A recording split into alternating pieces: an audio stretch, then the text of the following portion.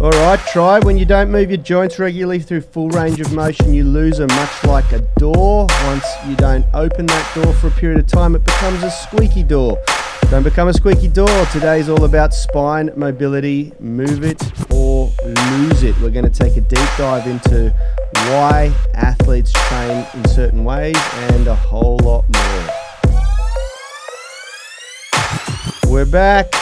If we haven't met, my name is Yanni Baumeister. Across the table from me is the incredible superhuman Phil White. Superhuman. And behind the mixer and the camera is Richie. We are Unity Gym in the Unified Movement System. We take driven people and turn them into strong, flexible athletes. If you want to know how we do it, download our blueprints. If you download our blueprints, I'm going to send you emails, but it keeps us connected.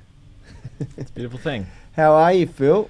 Good, mate. I've just found out in the last day or two that I am, in fact, going to WA. For those who maybe don't know, I've been back and forth between maybe doing an interstate, quite a rural trip, and it's on. So I guess we'll be putting in plans now to hopefully get me to be able to Skype in or something. Yeah, 100%. We'll figure something out. Yeah, so I'm here for the next week. And I just saw on the map where he's actually going, and it is literally the end of the earth.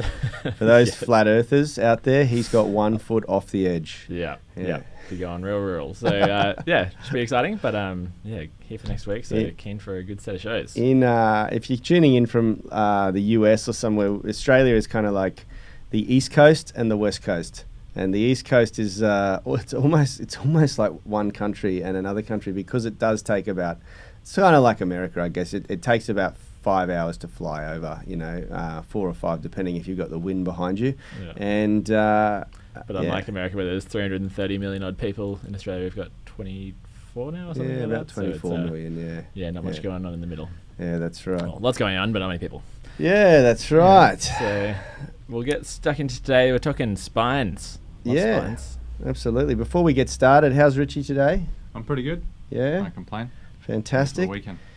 Now, guys, question of the day before we wrap into this is, are you training your spine? And if you are, how? We want to know. We want to know whether you just do, you treat your spine training as just general weightlifting, which is absolutely spot on. That is a way that you can train the spine. But we want to know if you do any spine specificity training, and you can let us know in the comments section, and maybe Richie can type up question of the day: are you training spine? How? So what gave us the idea of doing today's show was a question that came through earlier in the week. I wasn't here, I was absent, I was dealing with an eye injury, where someone was asking about spine training and spinal injuries. We've had a couple of back pain and back injury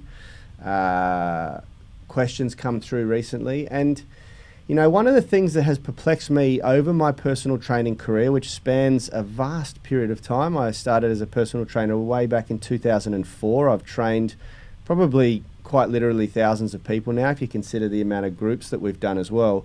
And one thing that I've noticed is that it doesn't seem to matter how much you deadlift or squat heavy, you can still be vulnerable to back flare-ups, back spasms, muscle spasms, and the classic example is the old bending over to pick something up, and it's usually a really benign, really simple activity that catches you by surprise and you experience a back spasm.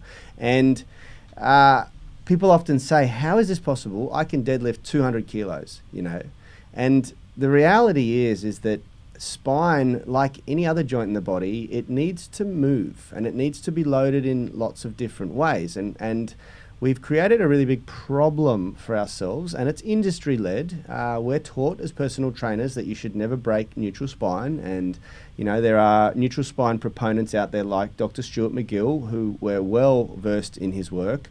I've read 3 of his books, and he is a neutral spine proponent. He very much likes to advocate that the spine has only a certain amount of bends before it delaminates, and the outside of the vertebra discs delaminate and are more vulnerable and susceptible to disc bulges and splits and all that sort of thing, And But then there's, at the other end of the spectrum, people like us who are proponents of moving the spine and strengthening the spine in lots of different ways to make you more or less susceptible to injury. I'm very excited to have Phil here. Probably aren't quite the total other end of the spectrum. I'm sure there's people who go way beyond into contortionist land, but 100%. Yep. I think we're trying to strike that sweet spot of obviously strengthening in it, like when we're doing our strength movements, being really aware of the positioning of our spine, and then also exposing it to movement variability and different like kind of levels of loading to build resiliency. Yeah, 100%. And look, I'll give you a little bit. This is a real passionate subject for both Rad and I. It's unfortunate he's not on the show today, but both of us have had quite compromised spine before. I fell off a horse as a young kid and really, really hurt my back. And Rad also had a bit of an accident in the military that has triggered a sort of, I think, like a dormant postural issue with his back that really, really made it quite bad. And that's a pars fracture, a pars defect. And so we've both had to come from a place of being. I was seeing my parents took me to see like a massage therapy and osteopath when I was like 12 years old because I'd kind of constantly had back pain. I grew really quickly when I was young and haven't grown since I was 14, and played a whole lot of sport. So I ended up having I had stress fractures in my spine when I was a kid and back pain pretty much consistently throughout my life. And kind of got to the point now that I know that if I stop exercising for any amount of time, it just 100%. Really exactly the same thing happens to me. It's the first thing that I get, other than the psychological impacts of not exercising, which hit me pretty hard after a week or so.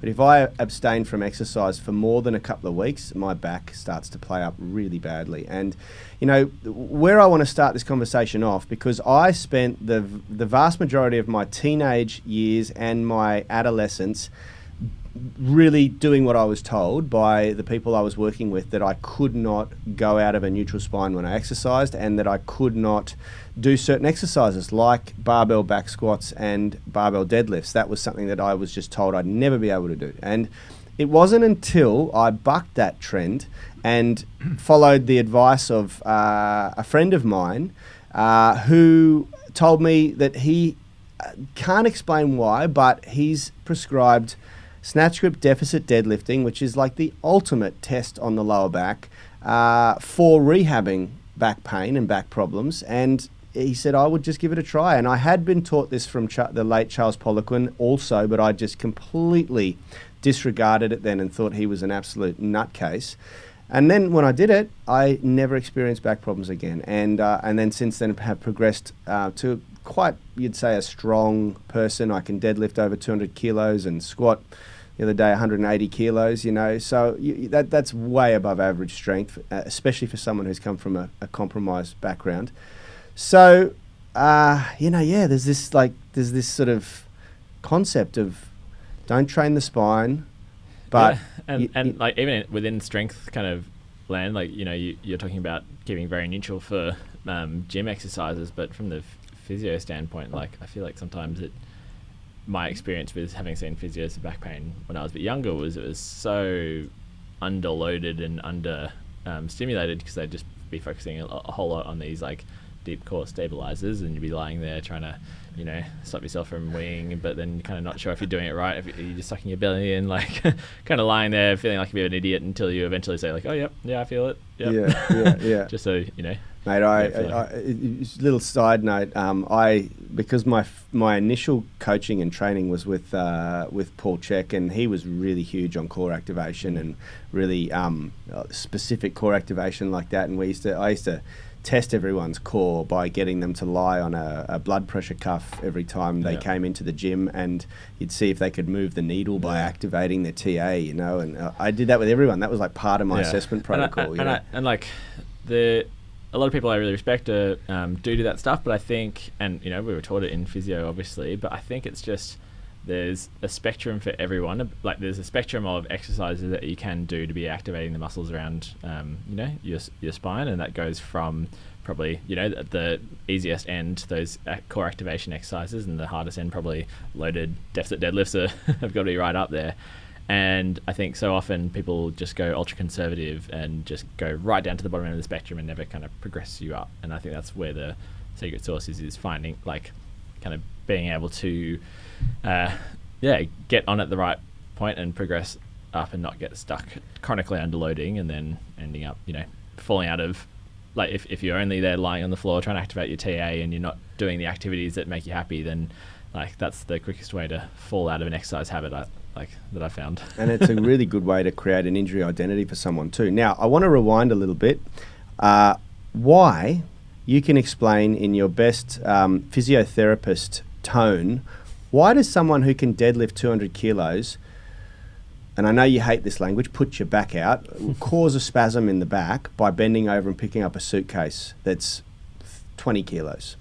Yeah, well, with the all things injury, I'm sure you guys are, must be sick of me saying it by now, but injuries mostly happen when you do something that your body is not quite used to doing. So if you think about how you spend all of your day, if you're getting 8 hours sleep, I know, Yanni, you're not at the moment, but you've got like 8 hours there lying in bed, fairly sort of standard position, then you probably like get up, and if you sit at your computer, or having breakfast, sitting down, go to work or work from home at the moment, sitting down this fairly sort of neutral, sagittal plane, slight, rounding your back a little bit, and then maybe your exercise is going to the gym and you deadlift heavy, and then you go back to sitting on the couch, and then you go to bed. Like, if that's kind of a standard day for you, and that's been a standard day for you for years, then your spine hasn't really deviated from that, maybe short of looking over your shoulder to check your blind spot, and Yep. if someone knocks past you quickly walking down the street, like if you haven't exposed your spine to lots of different movements, then when you do get something that varies from your regular what it's regularly exposed to, that's when injuries usually happen. It's exactly the same for why you develop tendinopathies if you've if it's these rapid changes of exposure that really do you in. So you can have someone who's deadlifting 200 kilos has really drilled the technique of deadlifting 200 kilos in that sort of braced neutral position, which is what we advocate for here. But if you then also haven't exposed your body to loading through a slightly flexed spine, then that change in what your body's used to is what can cause a spasm. Because with your back, there's more than just your erector spinae muscles around your vertebrae. You've got a whole series of different muscles that are spanning one segment, so one sort of bone at a time, and up to a few, and then you've got your erector spinae, which is spanning the whole spine. So there's so many little muscles there and big muscles there that can control at a segmental level or at a whole sort of global level. And then if you've only ever training the big global ones and not kind of training the segmental ones, then anytime you've got segmental change, you've got exposure to those muscles being overloaded. Yep. At a very micro level. Yep. And so, you for anyone who is watching, sometimes I can get a bit like I explain things and I can talk pretty quickly, and maybe the potentially jargon slips in. So please, if you are watching live, especially, or even if you're on the podcast, like if you do have any questions about any of this stuff, like even like clarifying questions, if you feel like it's too dumb to ask, whatever, please ask it, because we do want to give you the most useful information. And if I'm just here rambling about 100%. Look, so let me know. One of the things that you just said there, I think, is really key, which is that you have these big global muscles, like the erector spinae is a good example, which pretty much spans your waist, your hips to your neck, and it's broken into I guess 3 sections, but it is one system of muscle, and that's the one that we most see. You can see them hypertrophy in the lower back especially, and you can see them in the upper back too, I guess, but you got the traps and rhomboids on top of them. But the important part is that you also have these segmentational stabilizers and movers, which I know as the multifidi or multifidus. That's one of them. So multifidus is there. You've also got your rotatories, and then there's also intertransversori, which are another. And they're the ones that rotate it. Well, yeah. So you've got different ones that are at different levels doing rotation, and some like multifidus is also involved in extension when acting bilaterally. But I think all of the, going into the hardcore details aren't important, 100%. But just to understand that there are lots of muscles that, span the spinal column and work at a large movement level, but also at that stabilizing level, just like in other areas of the body. And those muscles, although they are stimulated in a deadlift, and they are stimulated when we do these core activation exercises, they are not used to movement by that. By exposing them to an isometric bracing hold, they're not going to necessarily, that strength doesn't necessarily carry over to movement strength. Exactly. Because when we think about training with different contraction types, and like when we think about training, it's all about that specificity. So if you become really good at, contracting isometrically and in a range, you're going to be awesome at contracting isometrically in a range. But then if you, go to a different sort of position, just like everyone who kind of gets the hammy, like a hammy cramp when you're kind of extended in your hip and flexed in your knee, or if you go into these positions, like compression strength, if you get cramps in your quads because you're suddenly hip flexors, because it's a different like position for your contraction. Exactly the same thing happens in your spine when you're not used to, maybe bending over and moving and twisting. These little muscles are like, whoa, all we've ever done is contract isometrically to, have like rigid stability. Deadlift, but now you're, having me eccentrically load in outer range, like that's enough for the muscles to be like, hey, not exposed to this before, let's shut this down, and then a spasm happens. So yeah, and that's what, and this is why a lot of people are quite surprised when they say I've tweaked they always say I've tweaked or I've put my back out, or some ridiculous jargon or language that we all fall victim to because we've just been taught to do that. We usually say keep moving it. What should I do? What should I do? Well, if there's no symptom of nerve problems, then motion is usually lotion. Like motion is lotion, baby. Keep gently moving it, and it will settle down. You just have to reestablish a good relationship with your brain to tell it it's okay. I didn't do anything too dramatic here. Let me continue. And I've had this before, and I've told this anecdote before on the shows where it was at the time I was deadlifting 180 for reps a couple of years ago, and then in the morning I was just like flipping eggs at breakfast, and like that some little movement there just like totally tweaked my like spasm my upper back, and it's just feels so ridiculous that and people often get like a lot of back pain if they're doing the washing up and you're that slight lean forward. Like it's such a funny thing where it's like that's half your body weight, but it's still enough because it's such a different sort of position to be holding. So it's one of those things where if you do have a little thing like that, and I guess it's just quickly with nerve symptoms, so that's tingling, numbness, shooting pain, burning pain, or any weakness. So if you start getting any feelings like that down into your limbs, hands or feet, or any sort of funky things going on with dizziness or like that, obviously that's worth looking to get that looked at pretty quickly. But if it is just a really localized spasm that they can feel really sharp, don't get me wrong, like they can feel like you're getting stabbed in the back. I've been there before where I literally thought that I was gonna die. I thought that I had a bone fragment stabbing into something. It can feel like that. So, but I think if they really like movement, so if you can be, like walking is one of the main things we encourage people to just keep trying during for back injuries. I mean, except if it's really aggravated by extension, but the more kind of movement you can get through that system, then it will kind of start to unwind a bit and should stop the spasm. Yeah. And so I think this is the really important thing that we drive home on today's show for those people who maybe do experience regular back spasms or flare-ups, or have before, or want to take their performance to a higher level and become more resilient. It is so important that you understand that like the easiest way to frame this is if you consider athletes, because athletes are who we all aspire to, and when we're training in the gym and developing strength and skills and things like that, it's usually inspired by professional athletes or performance athletes.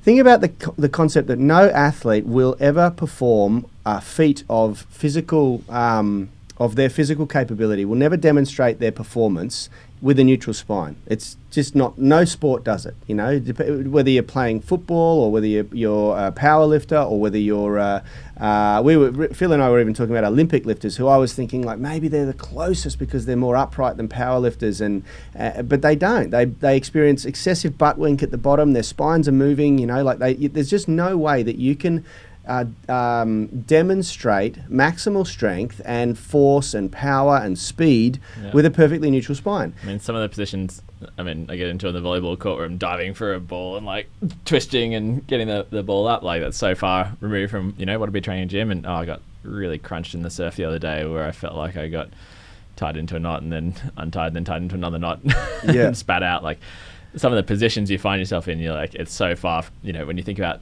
in the gym and in physio consultations, you're often like, well, really try and keep it in this little box. But then you go out to the real world, if you're doing any amount of sport, like you're going to be. And there you go. And that's why athletes, they don't spend ridiculous amounts of time in the gym with neutral spines. The majority of their training is done in real world practical applications. If they're in a contact sport, they're out practicing tackles and jumping around and doing stuff that the majority of us would look at and go, oh God, I'd probably hurt myself doing, But for the rest of us who aren't training professionally to be an athlete, it's important that we expose our spines and our bodies to different types of stimuli. If you go to the gym and you just do neutral spine work where you're bracing, which is a really great skill to learn, you cannot expect to be resilient in the real world. It's just not going to happen. You're going to still find that there's going to be certain situations, and it usually is the most ridiculous activity that you just would not think would throw you back, like would cause something to occur, cause a spasm to occur. You're going to be susceptible to those things. And so the answer is, and what we teach our guys to do here is that we take the spine through its full range of movement. We try to train or reconnect the brain and the muscles so that we can activate those segmentational muscles. We can move, we can flex, we can rotate, we can extend. And combine movements, so combinations of those movements. 100%. And the other thing is, of all the movements, isometric contraction is probably the least effective at developing strength. Like, it's not amazing at developing strength. Eccentric load and concentric load are far superior to developing maximal strength. So, even the notion that you can just brace isometrically and that's going to suffice for developing a really strong, healthy spine is not. It doesn't make any sense. You want to load it eccentrically, you want to load it concentrically, you want to load it in flexion, extension. But as Phil sort of prefaced at the very start of this, the absolute essential, critical concept is progressive overload. Because remember, just like exposing your spine to a bend and twist in the airport, picking up your luggage or picking up your child from the floor can create a scenario where your brain sort of goes, oh, we're not used to this, and the muscles aren't used to it, and you experience a spasm. This exact same thing can happen in the gym. As soon as you expose your spine to new stimulus that it's not used to, then you have to be very, very gentle. You have to be very progressive initially, Yeah. Unfortunately... And stuff in the gym, I find, is like unracking, re-racking, loading plates is like sometimes some of the most challenging things for you to take on in the spine. And that's why with our online coaching groups, we always we get people to edit their videos, but we always make sure that they're keeping in the unracking and re-racking part of it, because that's the most common time, Absolutely. Injury, so. But not only that, one of the things that I was really excited about, we have at the gym, we moved from having all of our weight plates on weight trees, which is, all of the stuff that is designed to prevent you from having to bend. It's like, keeping heavy things at eye level and things like that, so you don't have to bend over. We went the complete opposite way, and we got upright weight stacks, so people have to bend over and pick the weights up to load them on the bar. And there was a lot, I did it for efficiency, but I was also very excited at the fact that that's going to train people every day they come to the gym to do this action of bending over and twisting and picking things up, because if you don't practice it, you're going to be weak at it, And it's done in a progressive way. It starts with the 2.5s and the 5s. Yeah, that's exactly right. It's just so perfect. And so... You're an evil genius. I know. Look, I try. But, the underlying... insight here is that we should not be wrapping our spines in cotton wool. The spine is not this fragile thing that we should be protecting at all costs. It's actually quite a robust structure, and if we train it properly and we stimulate it correctly, then it continues to develop in strength and mobility just like any other part of the body. But like any other part of the body, the problem there lies that if we don't do that, we lose it. It's move it or lose it, especially with the spine. But that applies to any joint in the body, and often higher stakes when it's back pain, because it can really stop you from doing things you like. You can kind of ignore an ankle. That's but right. It's really hard to ignore. Ignore a back. Yeah, that's exactly right. And trust me, for any of you out there listening to this podcast who are in a situation or scenario right now where you're experiencing back pain, minor or major, I feel you. I feel you. When I had my spine injury for about 8 years, I walked around feeling like at any moment someone could kick me in the balls. And as a man, that's quite a fragile position to be in, because the nerve that was impacted by my spine was feeding my testicles, and it was horrible. It was the worst feeling ever. So trust me, I know what it feels like to have a really, really compromised spine.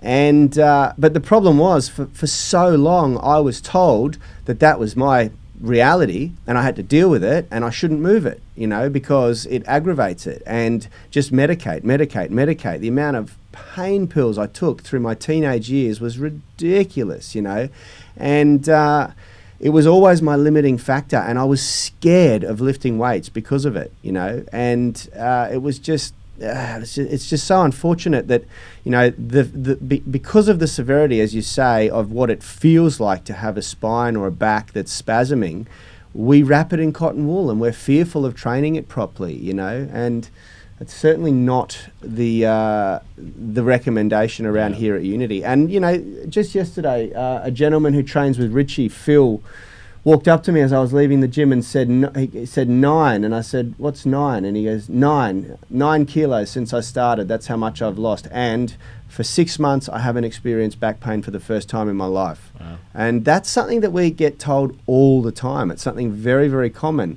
Phil's training a gentleman who used to be a client of mine at the moment, who's come from a very compromised spine. And yeah, the other day I watched him squatting 60 kilos and he's 55, 56 years old, it is so important that we stimulate these. He's so scared of doing any amount of weights, and it's been just so great to watch him get stronger and stronger, and most importantly, he's just like, I feel great. That's it. And this gentleman came to us after being told by 3 surgeons he had to have his spine fused and major surgery on his spine, and that was about 4 years ago now. Now, the way we do it in Unity Gym is twofold. First and foremost, well, actually threefold. We call Everyday Spine Day at Unity Gym, because every single day at Unity Gym we are training the body using free weights. And free weights, as opposed to assisted machines, have you usually standing or sitting where you're not locked into a certain position. Yeah, we might be lying on a bench to do a bench press, or sitting on a bench to do a shoulder press or something like that. But the majority of the movement happens while we're having to stabilize the body as well as move an object or move our bodies. So that is strengthening the spine and strengthening the muscles that stabilize the spine every single time we come to the gym. The other thing is, as I said, every time we're loading plates onto our barbells and putting them away again, which every person has to do, and every person has their own weight stack, they are learning to load their spine and rotate their spine and pick things up heavy off the floor and put them back down again. And then on top of that, every single workout we do in our warm-up, we have spine mobilization drills where we're moving the spine. We're doing spinal waves and spinal flexion, spinal extension, and we take the spine through all of its range of movement that's available to the individual.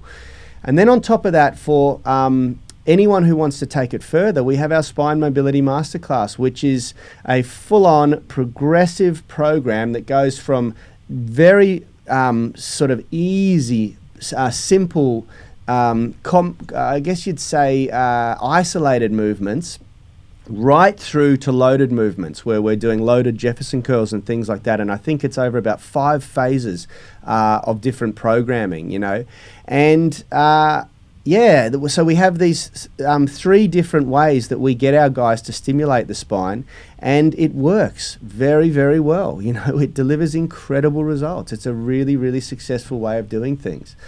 So today, I'm pretty sure Rad is organising to put that Spinal Mobility Masterclass on sale. For all the guys who are in the UMS already, you guys are doing the warm-up, so you will have experienced the spinal waving and things like that. And for anyone who's already training in the gym, kudos to you, because you are stimulating the spine.